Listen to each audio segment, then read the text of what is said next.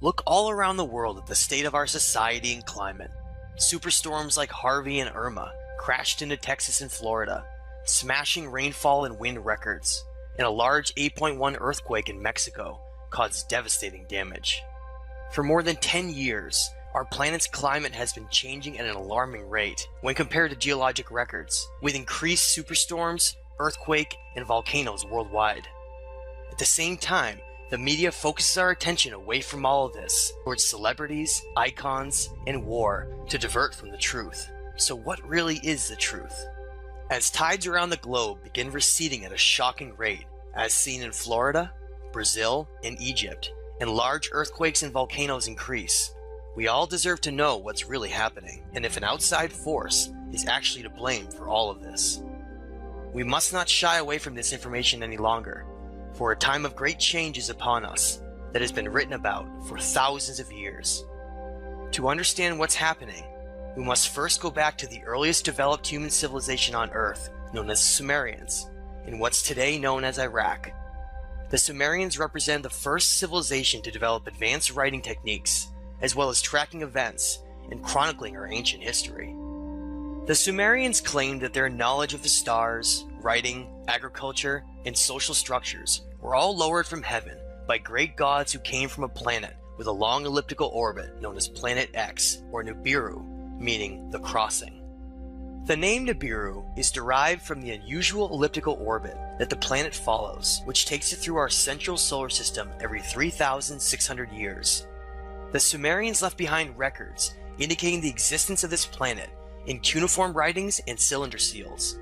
The most famous of these is known as VA-243, which shows a scale model of our solar system, which includes our central sun and the planets that revolve around it, including Planet X, where they claim their gods came from. Today, most of society has been tricked into believing these gods in Planet X are nothing more than a myth and fairy tale to hide the truth with laughter and ridicule. This clever tactic has hidden the real version of history and our origins for generations, until over time it has been nearly lost forever.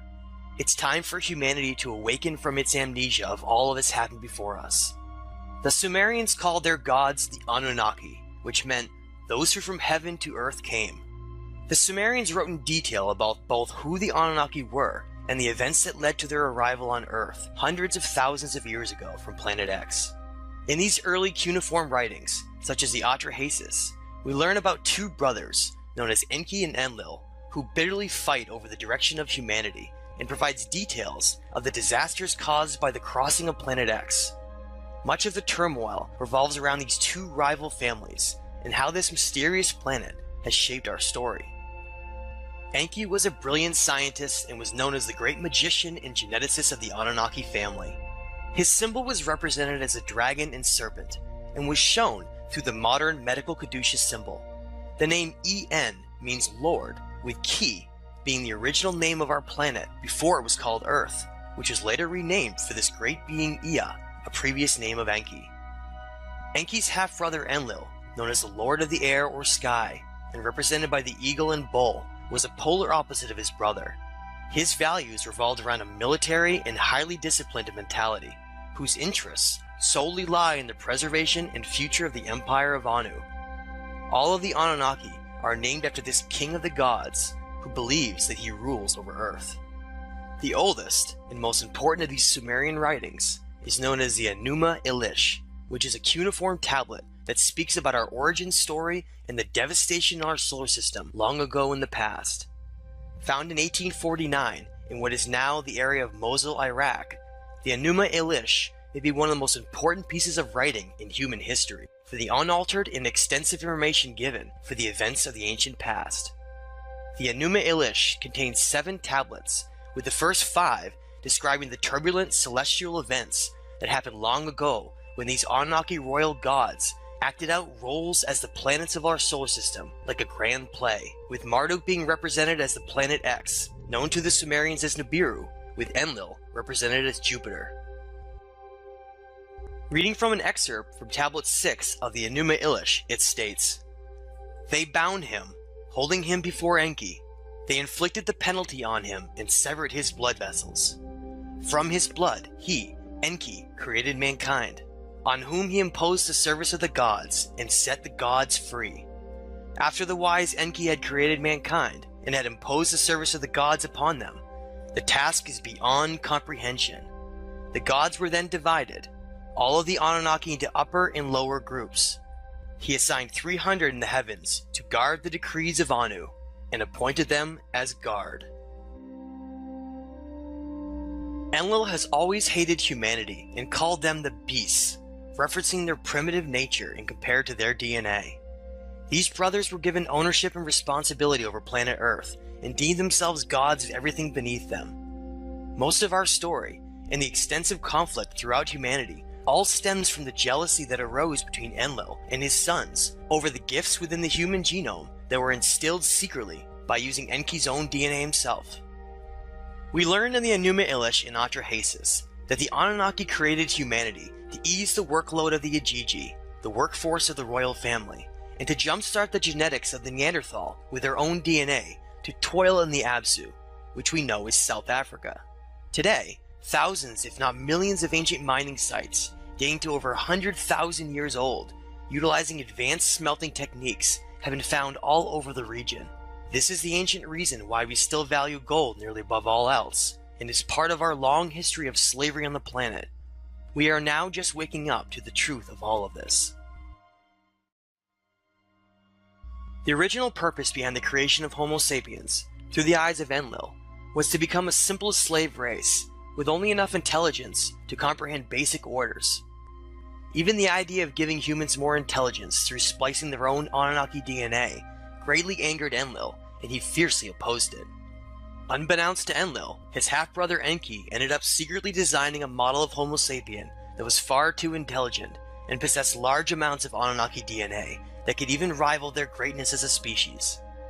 Enki felt great responsibility and compassion for his creation, and endowed Homo sapiens with an advanced brain and higher consciousness, with chakra centers of energy that could be manipulated from a distance in the future in case humanity became enslaved by ideas. When Enlil found out that Enki had given Homo sapiens the gifts of their intelligence and the right to free will through conscious expansion, he was furious and promised to enslave humanity forever and never allow them to know the truth of who they really are. Much of the current reality stems from the promise that has always been kept, and is the purpose behind the inversion of so many meanings that lead back to the truth, such as the demonization of the snake, Enki's symbol. This realization of reality can be uncomfortable to accept, but necessary for growth and perspective. When Enlil was chosen to be the ruler of Earth, instead of his half-brother Enki, a promise that had been made for the ultimate slavery of humanity was orchestrated and carried out 12,800 years ago as the planet crossing, Planet X, approached perihelion and disaster occurred across the Earth, as told by Atrahasis, who was also known as Noah. This represented the great reset button of humanity, and just the calamity needed by Enlil to permanently enslave humanity by tricking them through the conditioning of certain ideas and laws, so that society would unknowingly give all of their energy away to these gods. The popular figure of the cross, represented by Planet X, meaning the crossing or the sacrifice on the crossing through Marduk's later trickery, was implemented into religion to become a massive control system of information in controlling the minds of all of society. A profound quote to explain this deception and control by Enlil, Ninurta, and Marduk on humanity comes from Barbara Marciniak, which states, "The ultimate tyranny in a society is not controlled by martial law, but controlled by the psychological manipulation of consciousness, through which reality is defined so that those who exist within it do not even realize they are in prison." Underground cities such as Derinkuyu, Turkey, provide startling evidence to show the immense work involved by past cultures to seek shelter during times of violent earth effects from Nibiru. These underground dwellings have been found all over the world and speak to a forgotten chapter of human history leading back to our current time today, where most of this isn't even believed or known by society to be real. In 1991, Dr. Robert Harrington, the chief astronomer of the US Naval Observatory, took an 8-inch telescope to the end of Black Birch, New Zealand, one of the few optimal viewing points on Earth, and discovered a large planetary body approaching our solar system. Dr. Harrington calculated this planetary body to be approaching from below the ecliptic at an angle of around 40 degrees. A year later, in 1992, NASA gave 2 press briefings where they prepared the public for disclosure of a new planet in the far outer reaches of our solar system they called Planet X. Millions followed the events, awaiting the spectacular announcement of a new planet, only to hear silence. Before Harrington could publish his findings, he mysteriously died of throat cancer, and his research was quickly debunked as simply mathematical inaccuracies. All information and stories about Planet X quickly disappeared, and most forgot it even existed. Today, the Vatican Observatory continuously monitors the heavens from multiple telescopes, awaiting the great return from heaven of the Anunnaki in Planet X. As we approach the fall of 2017, 3,600 years since the last crossing of Nibiru, the return and fulfilling of the prophecy of Revelation 12 seems imminent as events are unfolding across the world. As Planet X reaches perihelion near Earth, the changes we have been seeing will only increase in intensity. Great care must be followed by those living along coastal regions, especially those areas that are very low-lying and prone to flooding. Ocean levels will begin fluctuating dramatically during tidal phases, as well as increased earthquake and volcanic activity. Any large seismic activity could lead to a number of tsunamis along the coast and should be monitored closely.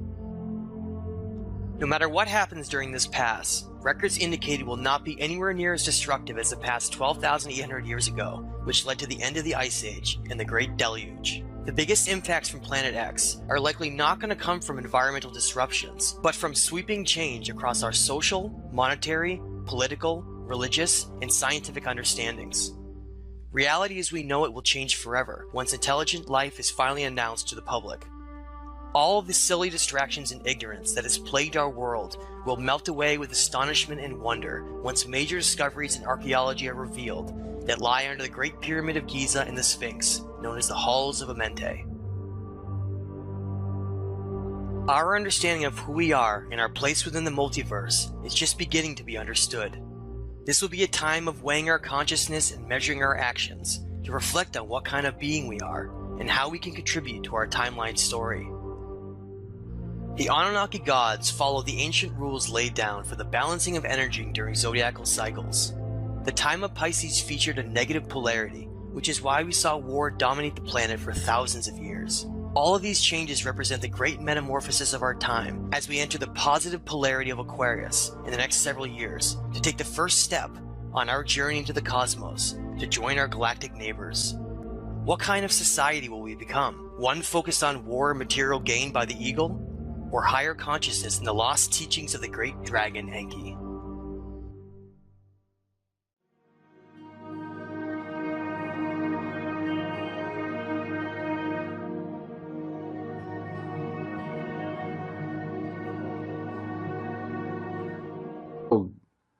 Issues in my mind, especially the book of Genesis, and you're correct. The 12th planet was Sitchin's first book.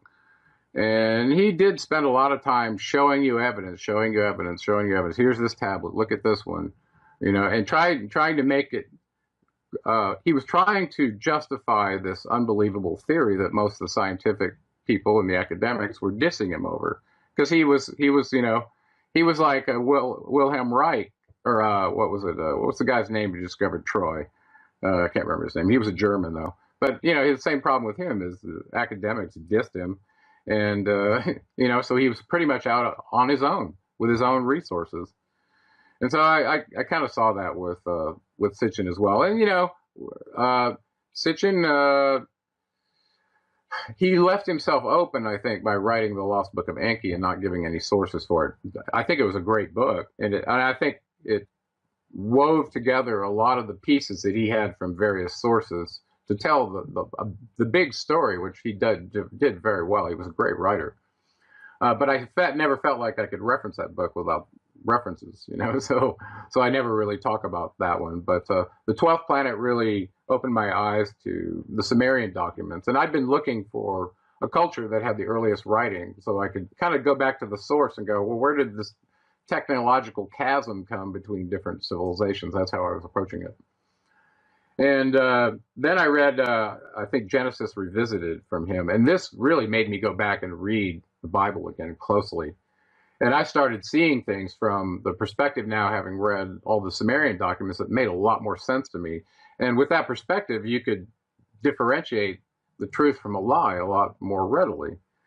And so when you go back and read Genesis 1, and you see that that these gods, plural, created man in our image and our likeness, and then go read the Atrahasis account, where a council meeting of the Anunnaki specified exactly that, and I mean plural, there were 6 men and 6 women on this council. So, you start seeing those kind of correlations as well once you've read the Sumerian documents, which predated the Bible by a very long time. All of a sudden, you realize that what you have there that's called the Word of God isn't completely true. And there were political agendas in writing that book. If you truly understand the circumstances the Hebrew people were in as they were being held captive in Babylon, where they first saw these documents, these Sumerian documents.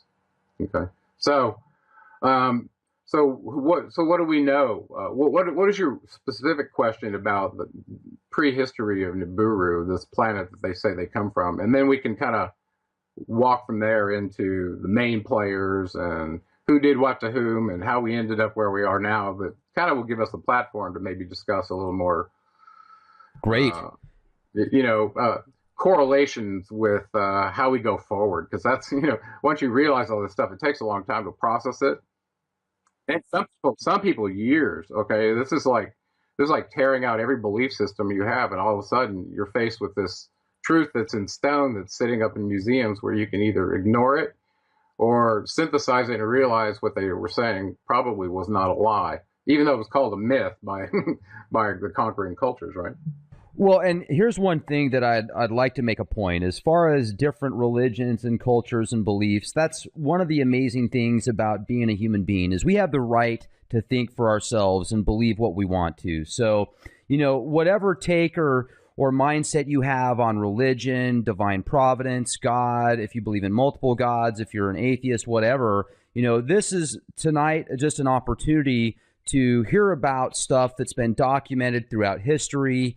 And the translations that are discussed have, there's multiple sources that collaborate and say, yes, this is what happened. So whether or not you want to believe it or it's 100% accurate, that's up for debate, and that's fine for you to believe. But a lot of this information it's cutting edge, because this is stuff that's been suppressed for thousands of years. When the Crusades took place, and anything that wasn't a part of the system church at that time, was looked at as blasphemy, witchcraft, and people were burned at the stake. Libraries and tons of information was destroyed because of this. So a lot of this information and what you're talking about predates the books of the Bible, and that's just incredible. So I would like to talk about the 6 women and the 6 men that were part of it, and we'll get into some of the names and the correlations of the biblical references, maybe the Greek gods, and maybe even if they connect to the Vedic gods, Valhalla and some of the Nordics and stuff. But my question was about Nibiru. Is the official version that I know about of the Anunnaki when they came to Earth was to look for gold. Is that correct? Well, that is correct. If we start back on the prehistory of Nibiru, there was a king that ends up as the main progenitor in the Anunnaki line that we like to include in the story, because he was head of the Anunnaki Council, and his name was Anu. Okay, so Anu was the original king, or as far back as you can go, it was Anu. Right, and we're circa 450,000 years ago right now, and according to their records, one of the beings who was the prior king, his name was Lama. Excuse me. He was discussing problems in their atmosphere, whether to bolster their atmosphere to protect themselves against radiation using the volcanoes to reactivate them by firing missiles into them, or to create a particulate solution to seed the atmosphere. And this was a discussion they were having way back then, because you have to understand, in the myths of Mesopotamia, there's a document in there called the Atrahasis, written by Stephanie Dalley. And the document is, the Enuma Elish. There's Atrahasis as well, but the Enuma Elish is the Babylonian or the Sumerian cosmogony, which essentially describes how our solar system came to be. And why it's important to them is because, according to the account, their planetary system, we call it the Nibiru constellation, all right? It looks like they have a mini sun and about 7 planets total. And each planet may have a couple of satellites. Okay. Well, anyway, this constellation somehow, according to their record, in this allegory of this epic battle in space with, think of the planets as billiard balls that are just flying around. Well, they somehow got trapped into our sun's orbit, in a retrograde orbit, according to them, that they weren't in before. And after the first time through, they described all the things they were doing at the inner planets to prepare themselves for shielding radiation, have to blow this up to get it out of the way, all these kind of things. And we didn't really understand it until we got a little more scientific, I think. They were talking about using weapons that could split an entire planet. You know, and that reminds me of like a Type 2 civilization. Right. So anyway, they had atmospheric problems without getting too lost there. They're in a 3600 retrograde orbit, according to them. They kept time in that method in what was called a shar. Even the Sumerian kings list, their reigns were listed in shars. Okay. And if you read the Sumerian kings list that was given to us by Berossus, it shows the first one having a reign of 8 shars, which turns out to be 28,800 years. As unbelievable as that is, and we'll get to that, okay? But keep that in mind. So they got trapped in this retrograde orbit. It gives them a platform, a moving platform, to see all the other planets that are already in this space. Well, they didn't get out that easily. They apparently had some collisions about the second time around their 3,600-year orbit, such that one of the satellites of Nibiru struck a planet that was in the place where the Earth is now. They called it Tiamat. It broke part of it off. Part of it became the Earth, and the other part became the asteroid belt. And at that point, one of the moons of Nibiru apparently got stuck in its orbit, and they called that one Kingu, which is our moon, which is unusually large for our planet, you have to admit. So anyway, so a lot of these stories they told in this Enuma Elish account, we're now verifying scientifically that what they said is true. And, you know, this document is quite old. So from there, they needed a solution, because if you imagine a planetary system coming into perihelion with the sun every 3,600 years, what it would do to your atmosphere.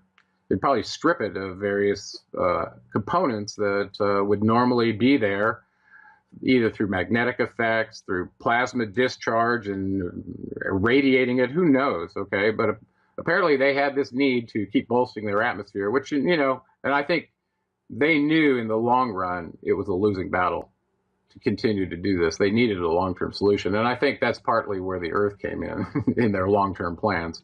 But anyway, they had an occlusion account in their Enuma Elish with the Earth, so they knew about it, and they called the planet Ki. Okay, and they counted from the outside in, from their perspective, since when they were out aphelion, they were the farthest planet out. So they counted inward, the planets inward, and that if you count that way, the Earth is number 7. That's why I named my second book The Seventh Planet. Okay.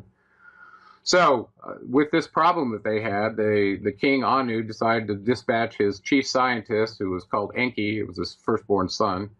He was sent to the Earth to do a couple of things. One of the primary things was to find resources to bolster the atmosphere back on Nibiru as they were coming into perihelion with the sun again.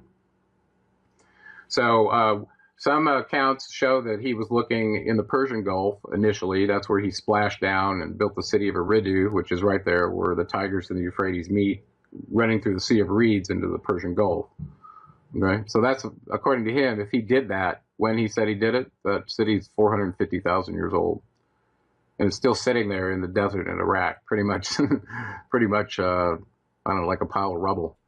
Jeez. Anyway, so that's pretty amazing. So he came, tried to get colloidal gold out of the oceans. Apparently, if it's already in a colloidal solution, or you can use chemicals to do it and derive it that way, you already got a powder-like form that you can ionize in the atmosphere. It's very simple. Whereas, you know, if you take gold and have to smelt it somehow to get it to a powder form, or a form that could be sprayed, think about how you would do that. Would you just make it little tiny particles that you'd spray up there? It'd be too heavy. It would just fall out of the atmosphere, right?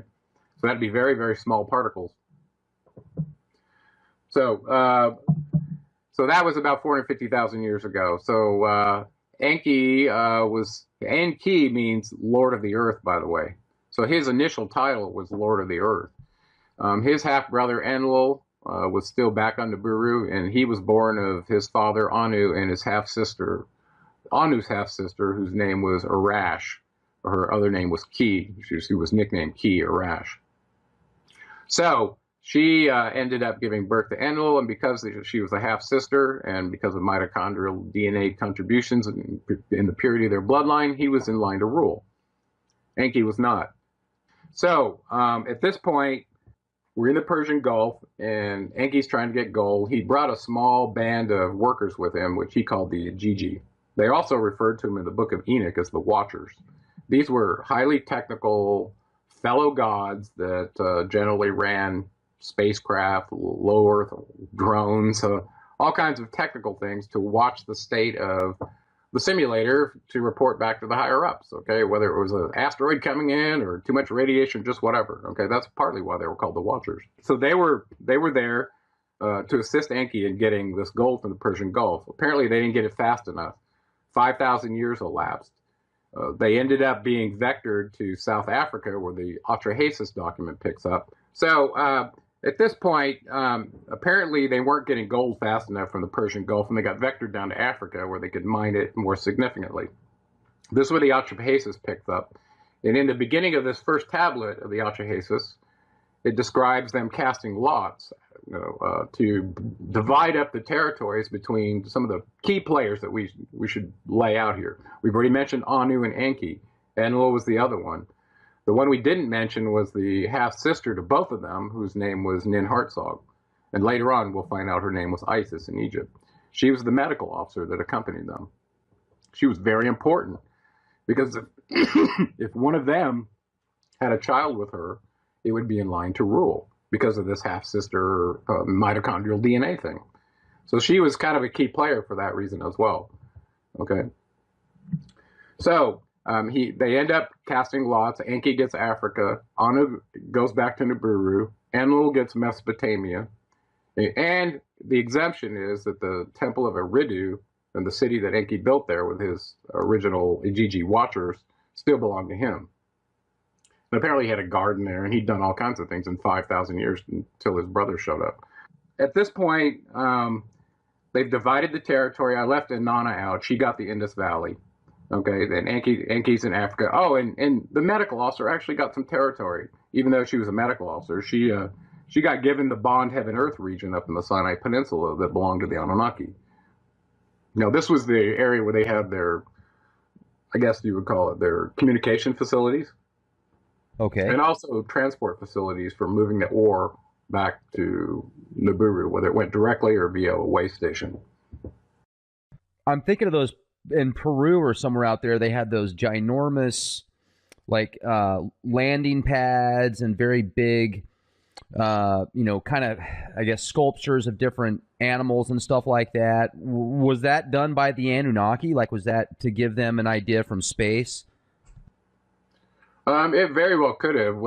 There have been several races, I believe, that have visited the Earth and done prospecting here. And I think there have been somewhat controversies between races of vying for those, resources from the Earth. So, resource wars and genetic wars, both. Excuse me. Okay, so let's go back to Africa. We've now got the main players. They've divided the territories. And these Igigi Watchers are signed up to come down to Africa and mine the gold manually versus this colloidal method they were originally planning to do from the ocean.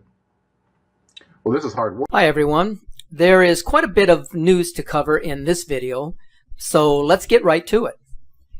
I mentioned some time ago that world leaders were preparing for something catastrophic when it was discovered that they were preparing top-secret bunkers for the political and wealthy elite. The disaster that governments are and have been preparing for is one that will have dire consequences for civilization. So let's examine the facts that are known at this time and see if we can connect the dots. Let's begin with a video clip from 2015, which may explain why trillions of taxpayers' money has mysteriously disappeared. This shelter, located in Europe, is just one of many shelters that have been built for the world's elite.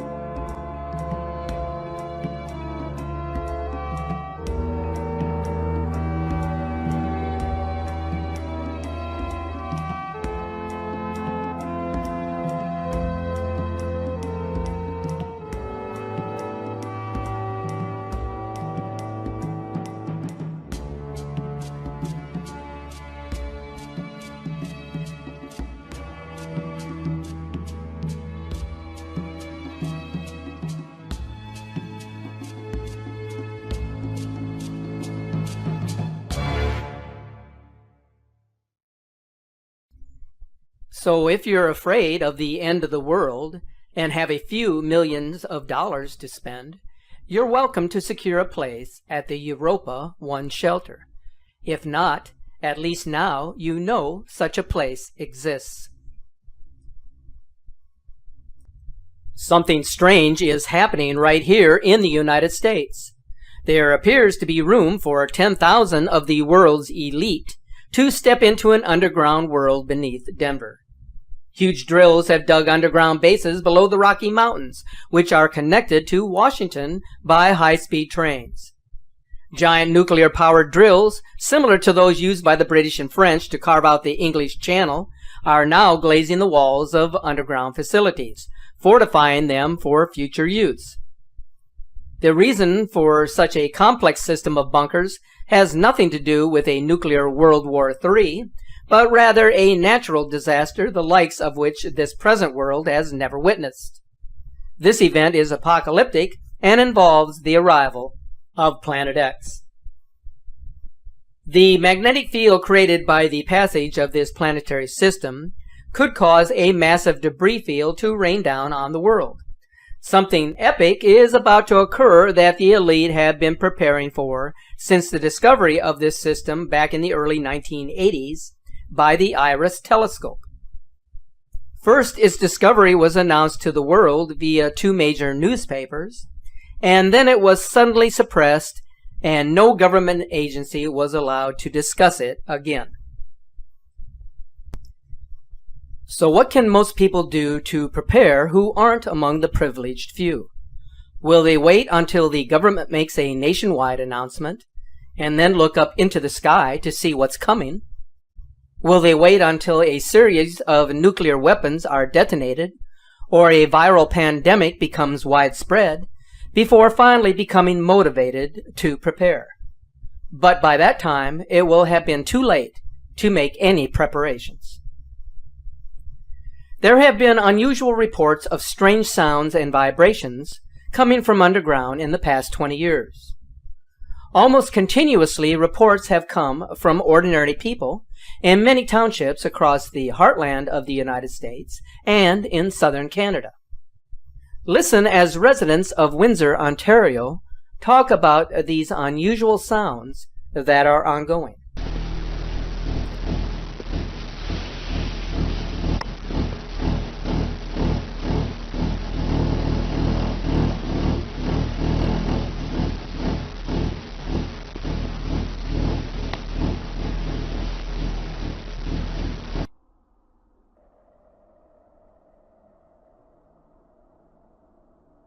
That we began hearing and feeling a very loud vibration outside.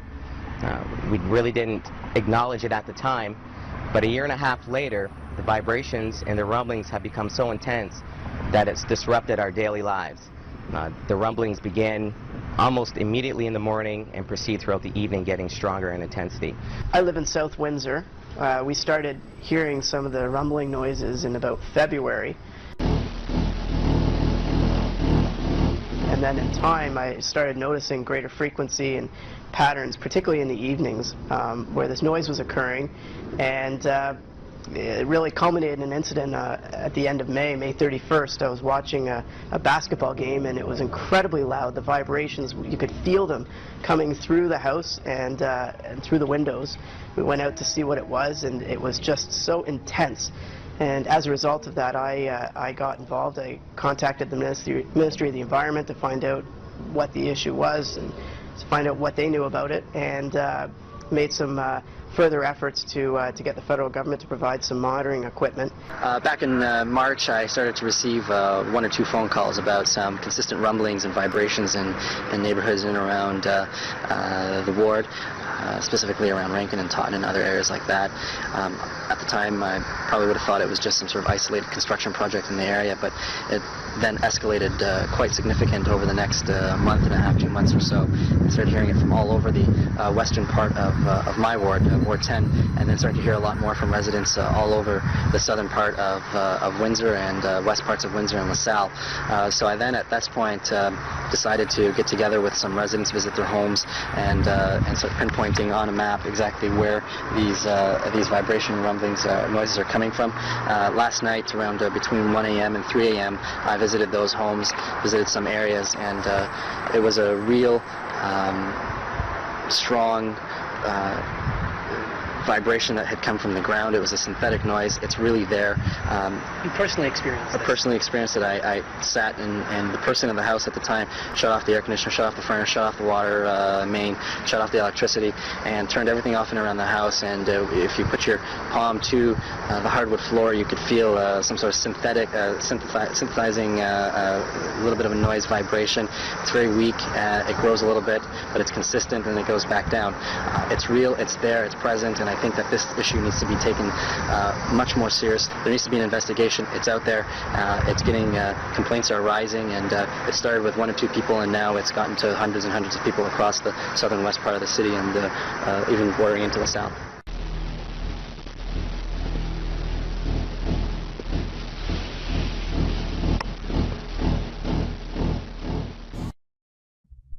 So, as you can see, there are difficult questions that we must ask ourselves. Did you know that there is a joint venture of the National Security Agency, the Department of Defense, the Department of Homeland Security, and the Center for Disease Control, which has been created to facilitate an expansive tunnel system throughout the South to protect us from nuclear, biological, and chemical attack? These tunnels will also serve as conduits for national defense, to move troops, supplies, and armor between strategic locations. Here is something that is worth noting. The tunnels are already in place. They are reportedly using a 6-month time frame to clear out the facilities and reconfigure them for supply depots, communication hubs, and pre-processing centers. Now, you know there are going to be some who are going to think this is all crazy nonsense. These are the same people who spend little or no time researching this. The same is true with respect to Planet X.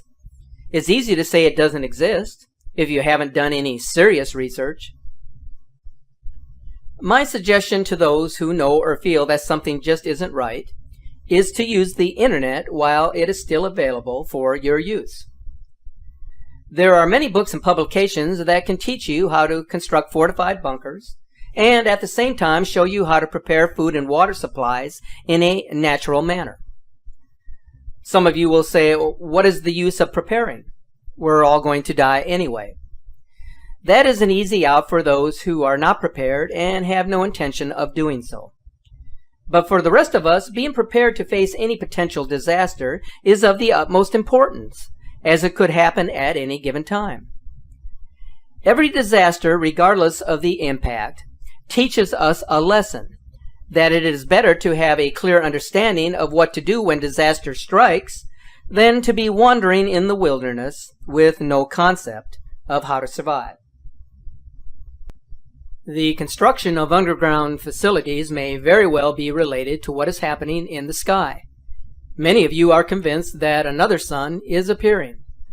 There are many photos and videos that are providing ample evidence to support this. Regardless, there are some in the community who do not want to talk about this and are doing everything which is humanly possible to keep you from discovering the truth. One of the ways in which they have tried to hide this is through the continuous use of chemtrails. If you spend any time in the outdoors, especially in areas that are heavily populated, you will see the trails zigzag across the horizon prior to sunset or just before sunrise. The spraying of our atmosphere will continue as long as the vast majority of us have our faces glued to our cell phones or a television screen, or for as long as the mainstream media keeps it under wraps. It doesn't matter what we call this thing, a second sun, a brown dwarf star, Nibiru, the red or blue Kachina of Hopi prophecy. It just doesn't matter because it is there. They are attempting to keep it hiding from view. I know this because I have seen it firsthand. They spray chemtrails early in the morning and again in the evening. Not every day, but when it is needed. They even make an X to mark the spot. Whatever has entered into our existence, its presence is being felt across the solar system. What it will do and when it will make its presence known is a matter of interpretation. But it must be something extraordinary, otherwise the people in authority wouldn't be going to such extremes to keep its presence hidden for so many years.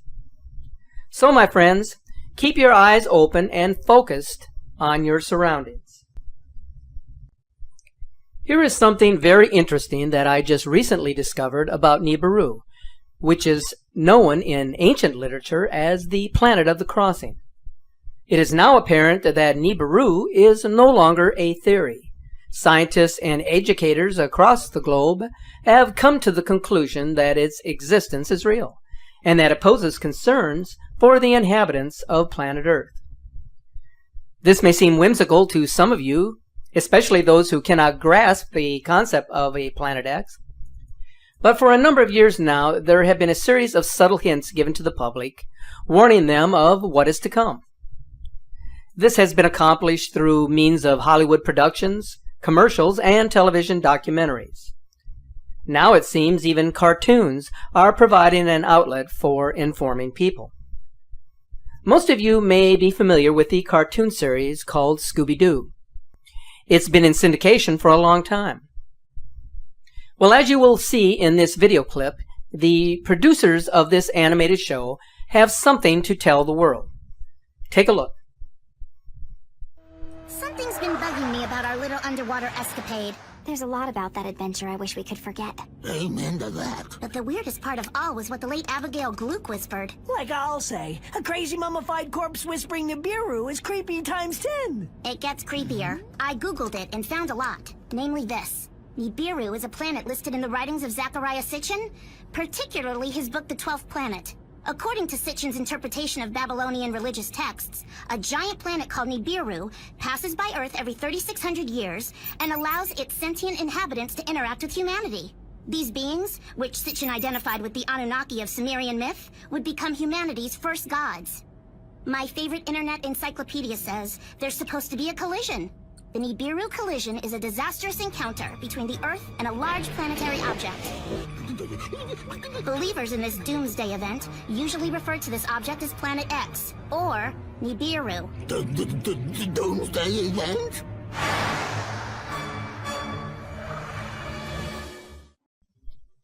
Regardless of the intent of the producers, there is certainly a story to convey here. Although this is a cartoon watched by millions of children around the world, there appears to be a serious overtone incorporated into the animated episode. Down in Antarctica, there is another story waiting to be told. All of a sudden, government officials, military brass, even predominant members of the world's religions are going there. But why? What is so important that requires their immediate attention and concern? There is even some speculation that people are being evacuated. If this should prove to be true, then something very disconcerting is taking place on the frozen continent. But there is one thing that is a certainty that has significant implications. The crack in the Larsen C ice shelf continues to grow and expand. There are now only 10 miles of ice that separate this from the open sea. This is not the first time that Antarctica has been on the verge of losing a significant portion of its ice sheet. But the Larsen C ice collapse will most likely change the landscape of the continent. It will allow the glacial ice to enter the ocean faster and accelerate the pace of sea level rise. This is because Larsen C is 10 times bigger than its nearby ice shelf, and therefore will have a more devastating impact on Earth's ecological balance.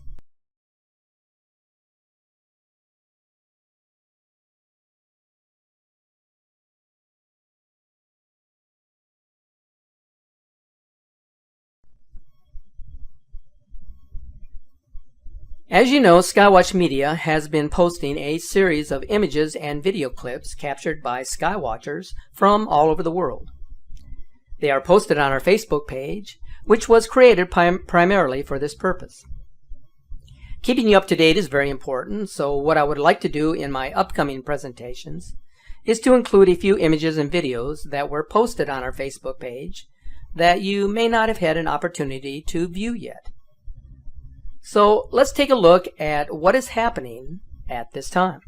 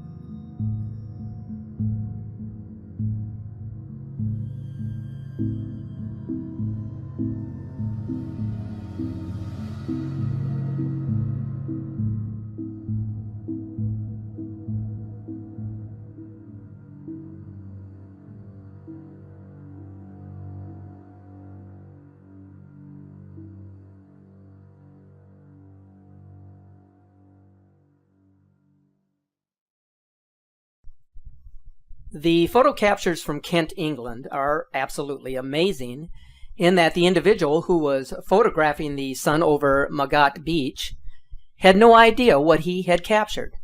And he sent these images to a friend who is an astronomical observer for his analysis, and they were then published to our Facebook page for review.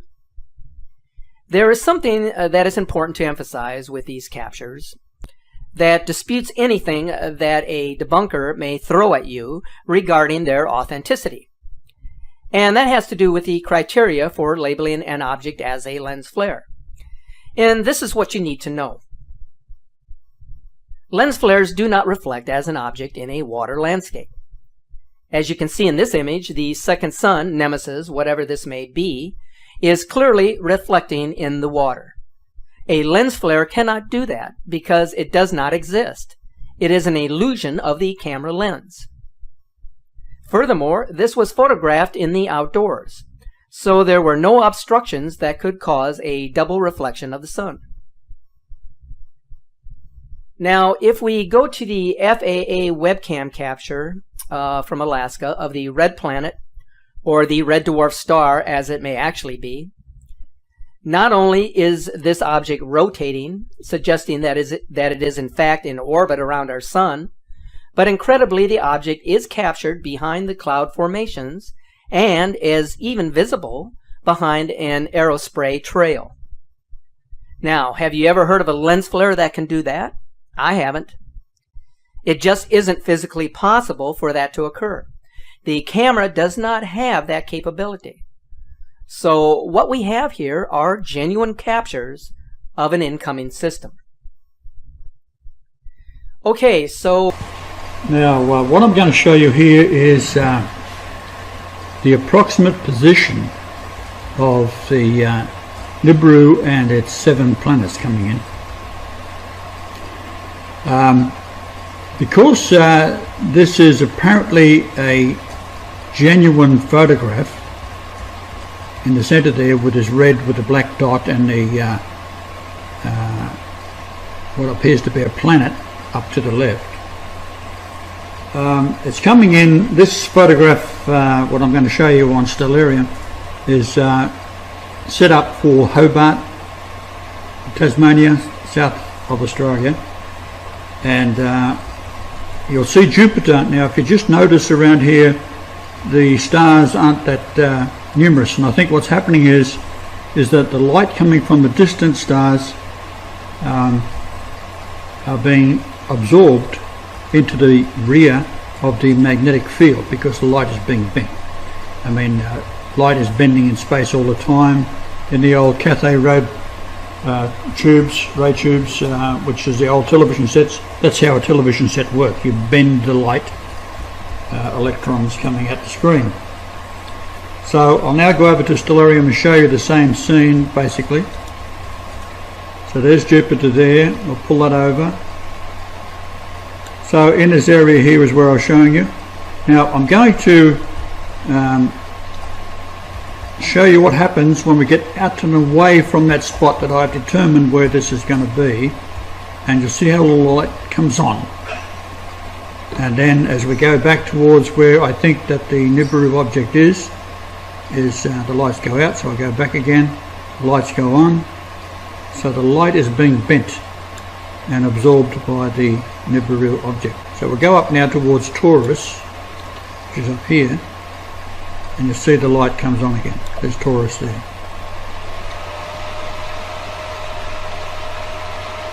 The light's going off again. So possibly this hasn't been noticed by the authorities. I'll just go up again. Now she comes on again. Come back down. Jupiter just goes off screen. Now we'll go left and right. Give it some perspective. Light comes on, off.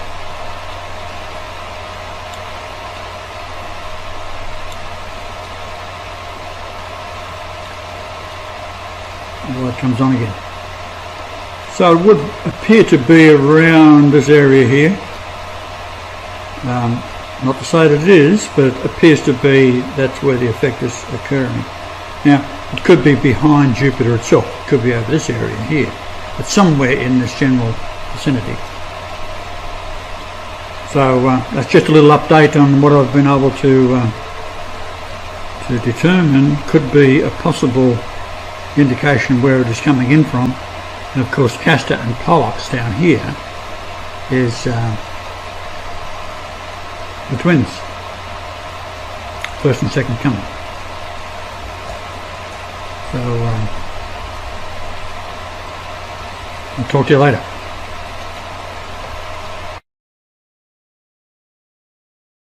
Planet X Special Bulletin, a dwarf star and 7 planets are coming in. For the past few hours I've been listening to Patty Brassard, spelled Brass, B-R-A-S-S-A-R-D,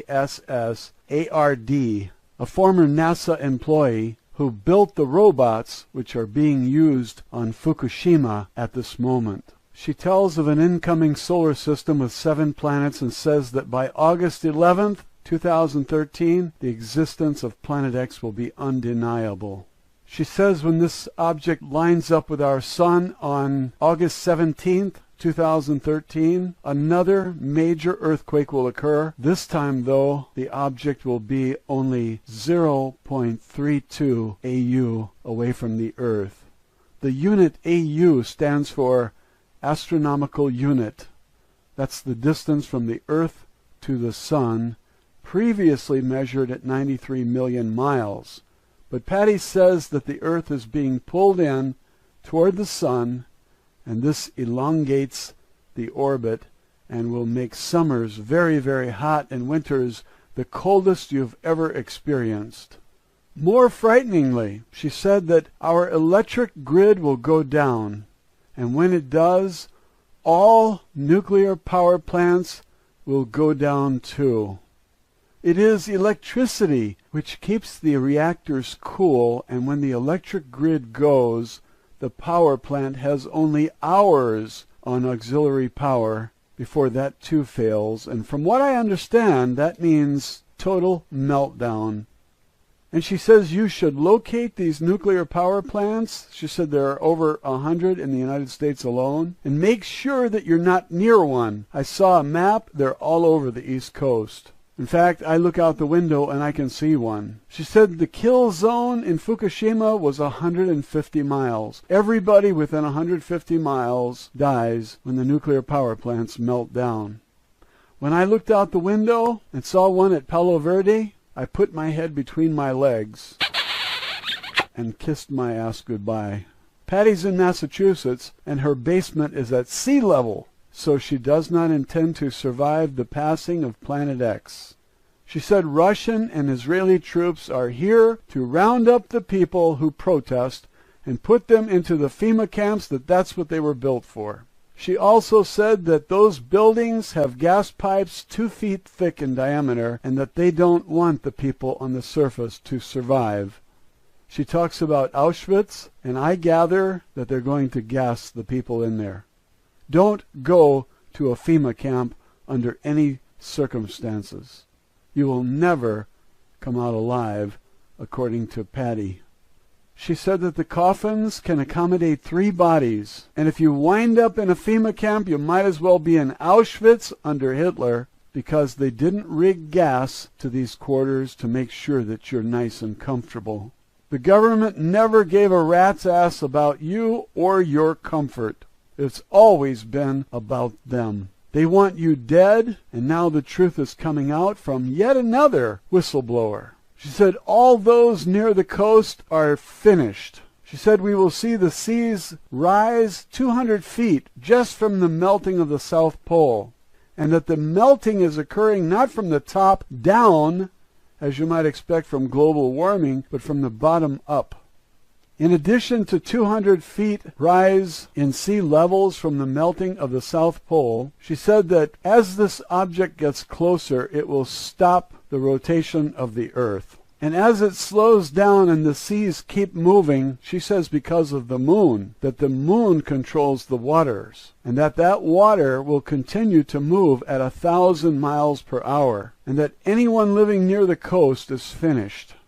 Now this follows 3 days of darkness, which she says is caused by an eclipse. This object is between the sun and us. She says that Mars is getting hammered right now with all the debris from the tail, and she recommends that if you want to survive, that you find the highest place on Earth and get underground. Dig a hole. She says bring a camper and bury it under 3 feet of earth. She says rent a backhoe or something to cover it up. I think this is all insanity. What are you going to do? Breathe radioactive air and survive? You're going to go fishing, catch fish in order to eat? She says the worst of this will be from the end of August until November. That's 4 months. How are you going to survive? September, October, November, 3 months. Each person needs half a gallon of water every day. Fresh water, not radioactive water. I think most of us had better put our heads between our legs and kiss our ass goodbye. All those things I spoke about in my Planet X videos, I have about 40 of them. One of them has over 1 million views. And all those things I talked about turn out to be true. And nobody is sadder than me about that. I wanted it to be wrong. I wanted the earthquakes and volcanoes and sinkholes to be some kind of hoax. But who has the ability to cause earthquakes and volcanoes and sinkholes just to have fun? It's not easy to fake a quake, Jake. This is not a mistake. California, Patty says, will drop into the ocean. It's somewhere between the 17th of August, 2013, and the 26th of August. She says there will be a magnitude 15 quake, centered in Seattle, Washington. So I picked up the phone and called all my friends and told them, and they laughed at me. Oh, that's crazy. Go back to sleep. Patty says her own family has scheduled a family reunion from the 10th of August to the 17th. So that tells you how serious her own family is about her words. I think it's very serious. You don't call in all the ambassadors from all the embassies and close the embassies on a whim. These people have tickets to the underground facilities, and you don't, because you are a dirtbag. That's what I've been saying all along. They treat you, the host of the parasites, like a dirtbag. You paid for all of those underground facilities over the past 50 years, and now you're not invited. And so they expect when the people learn the truth, they're going to be angry. They're going to get their guns, and they're going to try to kill somebody. And you're going to end up killing one of our own who's just uninformed. He thinks he's serving his country. He thinks he's a hero. And you're going to kill him? It'd be better if you talk to him. Talk to all military. Talk to all cops. And tell them what's going on, because in the next 10 to 20 days, there's going to be a great awakening by everyone who realizes we are finished. You can't jump in your car and run to get something at the grocery store if the UV A, B, and C are coming down on you. It's deadly. Microwaves will cook your car. She says that microwaves will heat up anything that's metal. It will be red hot from the sun. If California has a 15 magnitude earthquake, do you realize what that will do? And there is nobody to come in and rescue anybody. Remember when all those buildings and freeways fell on people in past earthquakes? Those were 6s and 7s. This is a 15. And every number you go up, it's 10 times more powerful. That means that a 15 is 1 billion times more powerful than a 6. A 6.0 compared to a 15 is 9 numbers up. That's 10 to the 9th power. That's 1 billion times more powerful. Nobody can survive a 15. Nobody. Not 1 billion times more powerful than the ones that brought down the Nimitz freeway and crushed cars as flat as a pancake. All that metal and steel crushed to a pancake with people inside them. I lived in California for about 30 years. I know the San Andreas Fault. I know where it goes in Los Angeles. I know where it goes in San Francisco. But once you get into Oregon and Washington, I don't know much about the San Andreas Fault. I understand that it goes all the way to Alaska. Now, if these plates fracture and California sinks because of lack of support, the pulling away from that plate, the Pacific plate, the tsunami that will come into Los Angeles could be very high. But Patty says we're going to lose much of California. And she says that Tagish Lake, Alaska, will be the new South Pole, that the pole shift has already begun. Tagish Lake, Alaska, I looked it up. There's a Canadian province. Most of Tagish Lake is in that province, BC, might be British Columbia. But as soon as you go over into the U.S. side, Alaska, there's still part of the lake there, a very small part. But she says just north of there will be the new South Pole. Now that's not what Nancy Lieder said. Nancy Lieder had the North Pole off the coast of Brazil and the South Pole dead center in Saudi Arabia, I believe. Maybe it was reversed. Maybe the North Pole was Saudi Arabia and the South Pole was off the coast of Brazil. That's east of Brazil. Now Patty's telling us, with inside information, that Tagish Lake, Alaska will be the new South Pole. I believe that the pole shift is already underway because I've seen the map where the North Pole is moving. It's moving very quickly and it's accelerating. As I recall, the North Pole was headed toward Siberia, and that it would arrive in Siberia in January of 2014. But I'm recalling this from memory. I can't be sure. I didn't look it up. But I looked up Tagish Lake, Alaska. I spun the globe. I turned it upside down so that that was the South Pole, and I spun the globe. And I found that Arizona will be in the southern hemisphere, and Australia will be in the northern hemisphere. Imagine that. Arizona will be the land down under. And it's too bad that I'll be dead in just 10 days or so, because I was looking forward to looking up into those southern skies at night and having the experience of seeing things completely different. Now, you may recall on my previous Planet X videos, I spoke about microwaves cooking everything when the Van Allen belt collapses, and very, very few people understood that. They tell me they've got a garden, they're going to go camping, they'll be all right. And I knew that they had no idea what a microwave was, or how it cooks you, or how the Van Allen belt protects us, and that's going to collapse because this star is enormous. I always ridiculed those who said that this star was 4 times the size of Jupiter. Patty says that just one of the 7 planets is 4 times the size of Jupiter. She said that the asteroid belt was a planet, and it got hit head-on by one of these things in the tail of Planet X, and it got smashed to pieces, and that Jupiter absorbed most of it, and the asteroid belt is just what's left over. Now imagine that you cannot go outside even to pee for 6 weeks because there will be deadly, she calls them UVA, UVB, and UVC, ultraviolet A, B, and C rays, which kill everything. I never heard of ultraviolet A, B, and C. I knew that ultraviolet rays kill everything, especially the things we depend on. That's why I say, if it kills the things we depend on for survival, how are you going to survive?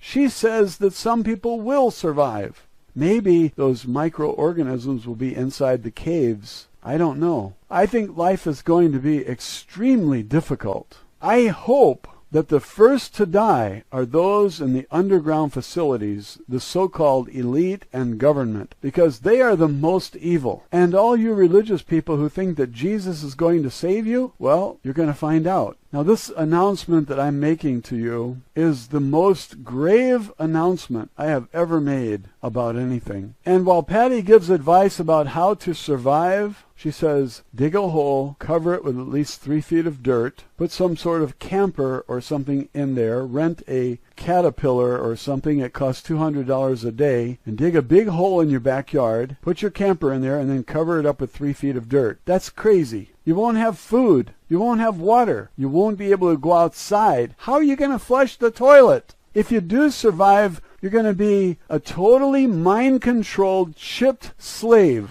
for the elite if they survive. But she says that these underground facilities, which are now stocked with food that is uncontaminated by Fukushima radiation, because they've been stocking those underground facilities for decades. A truck driver called in, a woman, and said she delivered things to Denver Airport, the underground facility there, and they were labeled just general merchandise. So there's first-hand testimony that these underground facilities were stocked.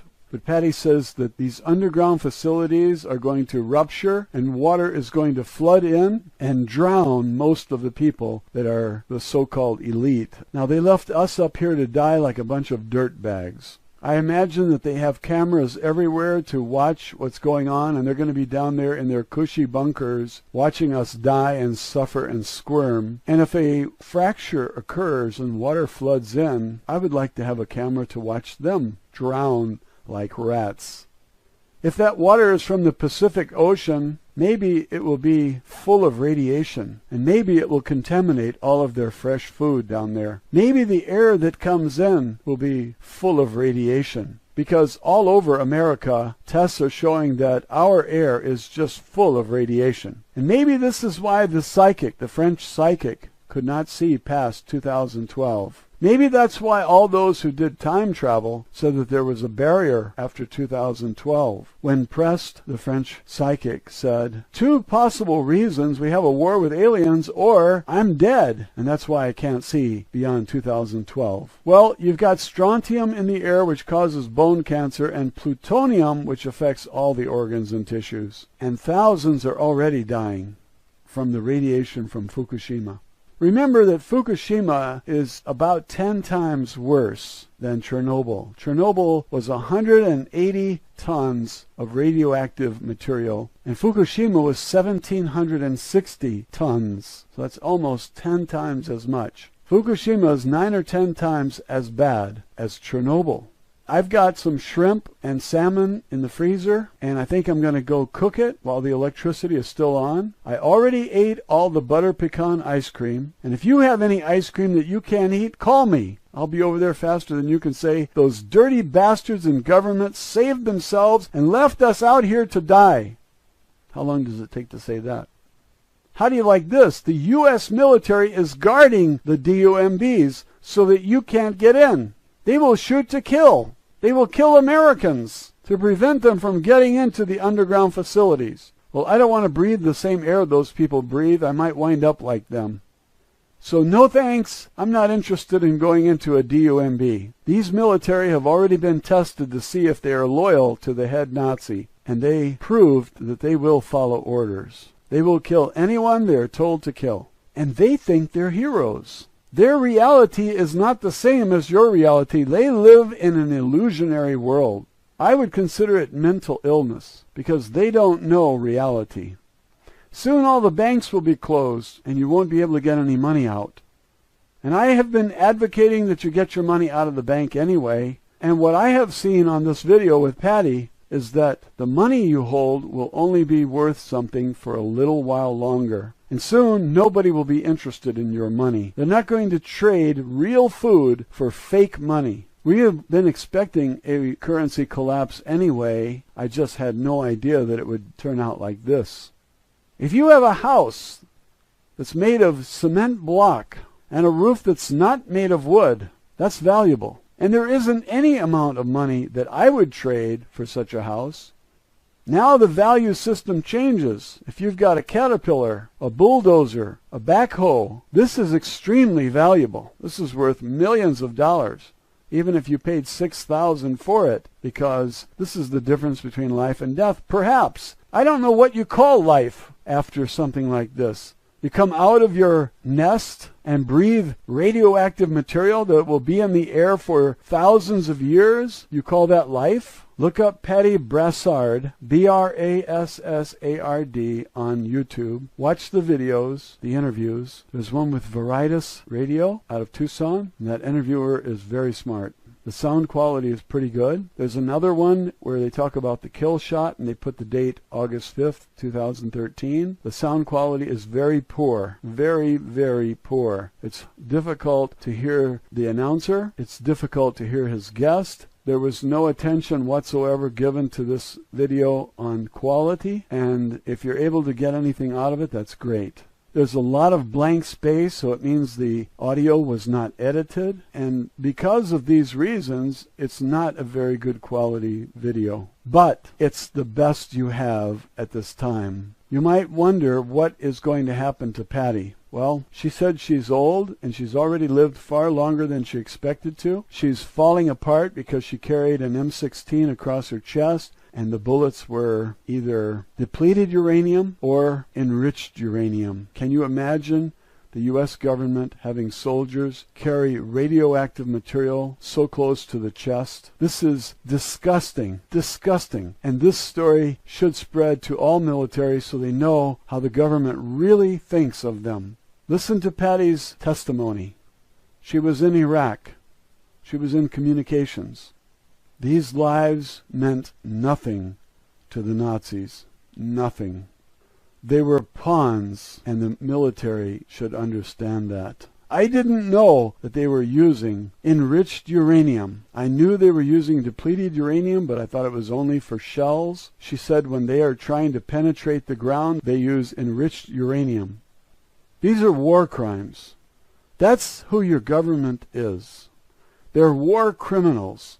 They're false flag inside job terrorists. And Patty says the last 4 major terrorist attacks were all inside jobs. And it was done in order to take the guns because they can't pay the Chinese in gold, and so they offered them coastal properties. The Chinese wanted coastal properties, but they said, you disarm the people first. That's what Patty said. That shows you she has a lot of inside information. Now remember, August to November, about 4 months, will be the roughest part of the passing of Planet X. She said if you want to save yourself, it's already too late. She produced some very believable images to support her claims, and she claims to be able to access computers at NASA and EPA and other government agencies. And she revealed that NASA is not a government agency, it's a private corporation. She said it's no more government than the Federal Reserve is. There's one more thing I would like to tell you. She said that 6 astronomers or scientists, these are top astronomers and scientists, had decided that they were going to talk and tell the people, and all 6 of them were killed recently. I haven't heard of it. I don't know who the scientists are, but I think that Patty might be murdered soon also. I would not be surprised. In fact, I am also looking for a bullet,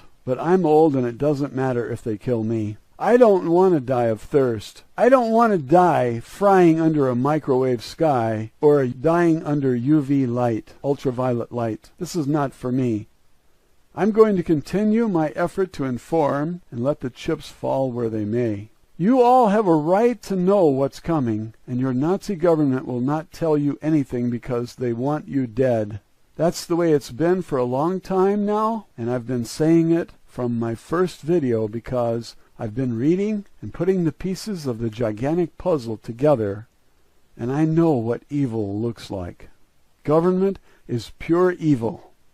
And if you didn't know that before today, the next 10 days are going to be enlightening. Trust me. And all that propaganda you've been sucking up on the TV will now be blown away when the electric grid goes off and you have no TV and no drinking water. You'll be defecating outside because the house stinks from a toilet that can't be flushed.